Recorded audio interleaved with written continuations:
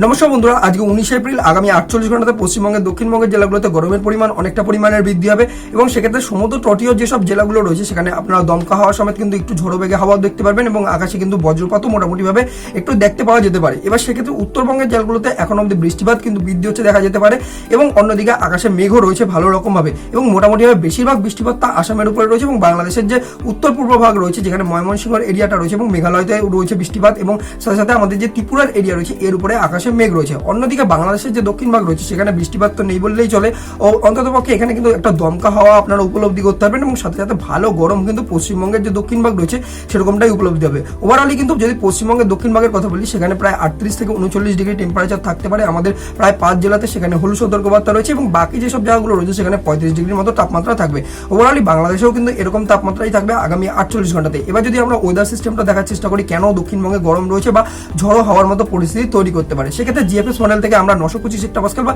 নিচু লেভেলের হাওয়াতে দেখতে পাচ্ছি যে বঙ্গোপসাগরে একটা অ্যান্টিসাইক্লোন বা উচ্চচাপীয় বলয় কিন্তু তৈরি হয়েছে, যার জন্য কি হচ্ছে কি বঙ্গোপসাগর থেকে জলীয় বাষ্পপূর্ণ হাওয়া এখন ল্যান্ডের দিকে প্রবেশ করছে দক্ষিণ পশ্চিম হাওয়া হিসাবে। এবার এই হাওয়াতে তো জলীয় বাষ্প রয়েছে কিন্তু এই হাওয়ার প্রকোপটা যখন ল্যান্ড অব্দি এসে পৌঁছাচ্ছে কিন্তু দেখা যাচ্ছে যে উপরের হাওয়াতে এখানে জলীয় বাষ্প নেই বা বলতে পারে যে উপরের হাওয়াও কিন্তু গরম, যার জন্য কি হচ্ছে কি এই হাওয়াটা উপরে ওঠার চেষ্টা করছে এবং ঠান্ডা বা ঘনীভূত হয়ে কিন্তু পুরোপুরিভাবে মেঘ তৈরি করতে পারছে না। এবার যার জন্য কি হচ্ছে কি এই যে দক্ষিণবঙ্গের আমাদের এরিয়াগুলো রয়েছে এবং সাথে সাথে বাংলাদেশের এরিয়া রয়েছে এখানে বৃষ্টিপাত প্রায় নেই বললেই চলে বা বৃষ্টিপাত হতে পারছে না, অর্থাৎ আবহাওয়া ঠান্ডা হওয়ার চান্সটাই পাচ্ছে না এবং বৃষ্টিপাত ফর্ম হওয়ার কিন্তু চান্সই পাচ্ছে না। এবং যার জন্য কি হচ্ছে কি আমাদের যে কোস্টাল এরিয়া রয়েছে এখানে আপনারা কিন্তু লোকালভাবে কিছু একটু উইন্ড বইতে পারে বা বলতে পারে ঝড় বেগে হাওয়া বইতে পারে। এবার এর প্রভাবে আমরা কি দেখতে পাবো যে দক্ষিণবঙ্গের যে কোস্টাল এরিয়া রয়েছে যেমন হচ্ছে মেদিনীপুরের এরিয়া এবং সাথে সাথে কিন্তু নর্থ 24 পরগনা সাউথ 24 পরগনার এরিয়া অর্থাৎ হচ্ছে কিন্তু আমাদের যে কাকদ্বীপ তারপর ডায়মন্ড হারবার হুগলি মানে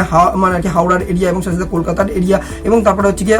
মানে আর কি এই যে পুরোপুরিভাবে নিচের ভাগটা রয়েছে এবং সাথে সাথে বাংলাদেশের যশোর খুলনা পিরিজপুর ঝালকাঠি এবং সাথে সাথে কিন্তু ঢাকা আপ টু কিন্তু দেখতে পাবো এবং কুমিল্লা অব্দি আমরা দেখতে পাবো যে এখানে একটা ঝড়ো বেগে হাওয়া বা 20 থেকে 30 নট স্পিডে হাওয়া কিন্তু বইতে পারে। এবার 30 নট বলতে গেলে প্রায় 30 মানে আর কি ওই 40 কিলোমিটার পার আওয়ারে কিন্তু এখানে ঝড়ো বেগে হাওয়া বইতে পারে। তো এটা মোটামুটি ভাবে একটা দমকা হাওয়া বলা যেতে পারে, এটা কোনো কালবৈশাখী নয়। এবার এর প্রকোপে দেখতে পাওয়া যাচ্ছে আরো পরিমাণের একটু ব্যবসা গরম আপনারা দেখতে পারবেন এবং এখানে কিন্তু 5 জেলাতে যেখানে হলুদ সতর্কবার্তা জারি করা রয়েছে সেটা হচ্ছে কি আমাদের যে বর্ধমানের এরিয়া রয়েছে সেটা হচ্ছে পশ্চিম বর্ধমান আসানসোল দুর্গাপুর এবং সাথে সাথে কিন্তু যে আমাদের শিউড়ি রয়েছে বোলপুরের এরিয়া রামপুরহাট এবং এর সাথে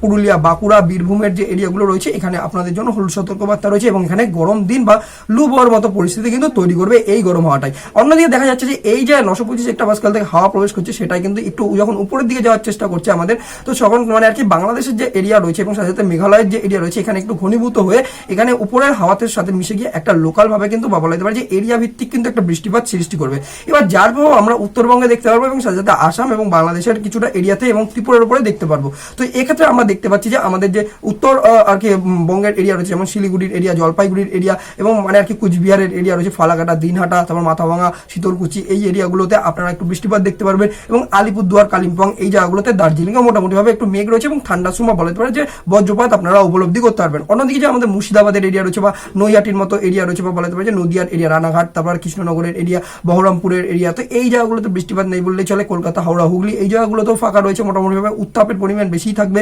বর্তমানে এবং সাথে সাথে মালদা এবং উত্তর দিনাজপুর দক্ষিণ দিনাজপুর এই জায়গা এবং রাজশাহী রংপুর এখানেও কিন্তু মোটামুটি ভাবে বৃষ্টিপাত কিন্তু নেই, গরমের পরিমাণে বেশি বৃদ্ধি থাকবে। অন্যদিকে যদি বাংলাদেশের কথা বলি এবং সাথে সাথে কিন্তু যে আমাদের উত্তর ভাগ রয়েছে সেখানে বৃষ্টিপাত বৃদ্ধি হচ্ছে। আসামের যেমন গুয়াহাটি গোয়ালপাড়া বঙ্গাইগাঁও বারপেটা এই এরিয়াগুলোতে বৃষ্টিপাত বৃদ্ধি হয়েছে এবং সাথে সাথে ডিব্রুগড় তিনসুকিয়া জোরহাট বিশ্বনাথ কার্বি আংলং লঙ্কা এই যে এরিয়াগুলো রয়েছে এখানেও বৃষ্টিপাত কিন্তু বেশি পরিমাণের বৃদ্ধি হচ্ছে এই কারণেই। এবার এই যে একটা সাইক্লোনিক সার্কুলেশন 850 হেক্টোপাস্কাল আমরা দেখতে পেলাম যার প্রভাবে কিন্তু আমাদের যে উত্তর ভারতে আর কি উত্তর পূর্ব ভারতের যে বৃষ্টিপাতটা দেখতে পাচ্ছি এর প্রভাব কিন্তু আমরা বাংলাদেশের যে আর কি ময়মনসিংহ বা সিলেট বিভাগ রয়েছে এখানেও আমরা উপলব্ধি করতে পারবো এবং সাথে সাথে কিন্তু যে আমাদের ত্রিপুরা রয়েছে তার উপরেও কিন্তু আমরা দেখতে পাবো। ওভারঅল পুরো ত্রিপুরা জেলায় হলুদ সতর্কবার্তা রয়েছে, এখানে বজ্রপাত সহ কিন্তু গরম ওয়েদার কিন্তু থাকবে, খুব যে বৃষ্টিপাত হবে এরকম কিন্তু সম্ভাবনা নেই। উত্তর ভারতে বা বলা যেতে পারে উত্তরবঙ্গের যে এরিয়া রয়েছে সেখানে মোটামুটি ভাবে দেখতে পাওয়া যাবে যে প্রায় 10 মিলিমিটার মতো কিন্তু বৃষ্টিপাত হওয়ার চান্সেস রয়েছে এবং আসামেও কিন্তু একই পরিস্থিতি কিন্তু বর্তমানে রয়েছে। তো এই হচ্ছে কিন্তু আগামী 48 ঘন্টার মতো কিন্তু ওয়েদার আপডেট। এখানে বড় রকম বৃষ্টিপাতের সম্ভাবনা দক্ষিণবঙ্গের এরিয়াতে নেই, বরঞ্চ কিন্তু তাপমাত্রা বৃদ্ধি হওয়ার চান্সেস রয়েছে। কালবৈশাখীরও কিন্তু খুব বড় একটা চান্সেস নেই, কিন্তু ঝড়ো বেগের হাওয়া কিন্তু কোস্টাল এরিয়াতে বইতে পারে এবং ওভারঅলি কি থেকে